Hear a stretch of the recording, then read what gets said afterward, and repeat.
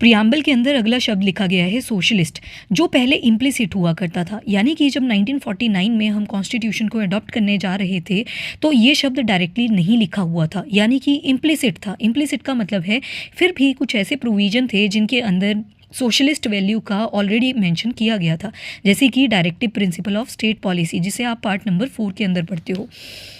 Explicit कब हुआ socialist, यानी कि प्रियम्बल के अंदर ये शब्द एंटर कब करा गया, तो 42nd कॉन्स्टिट्यूशनल अमेंडमेंट एक्ट 1976 के अंदर। अब देखो, एक आबादी सेशन हुआ था 1955 का, तो उसमें बोला गया था कि हम सोसाइटी के वेलफेयर को ऑलरेडी प्रमोट करने जा रहे हैं। वो चाहे चीज़ लिखी है नहीं लिखी है वो मैटर ही नहीं करता यहाँ पे, पर बाद में सोशलिस्ट वर्ड को प्रियम्बल के अंदर ऐड कर दिया गया। सोशलिज्म भी दो तरीके का होता है, एक है कम्युनिस्टिक सोशलिज्म, जिसे स्टेट सोशलिज्म भी कहा जाता है।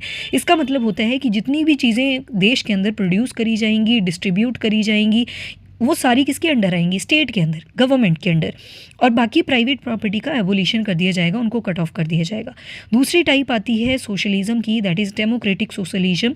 सोशलिज्म जो क्या बोलता है कि हम मिक्स्ड इकोनॉमी में बिलीव करते हैं, मतलब पब्लिक सेक्टर तो होगा, गवर्नमेंट ओरिएंटेड सेक्टर तो होगा, पर उसी के साथ प्राइवेट सेक्टर भी को एग्जिस्ट करेगा साइमल्टेनियसली। तभी तो सुप्रीम कोर्ट ने बोला था कि जो डेमोक्रेटिक सोशलिज्म है इसका मेन पर्पस है गरीबी को ख़त्म करना, और जो पूरे किसी चीज़ के बारे में आपको पता नहीं है, इग्नोरेंस नहीं है, इग्नोरेंस जो एग्जिस्ट करती है उसको ख़त्म करना, डिजीज़ को ख़त्म करना, और जो इनइक्वालिटी है अपॉर्चुनिटी को लेके वो ख़त्म करना।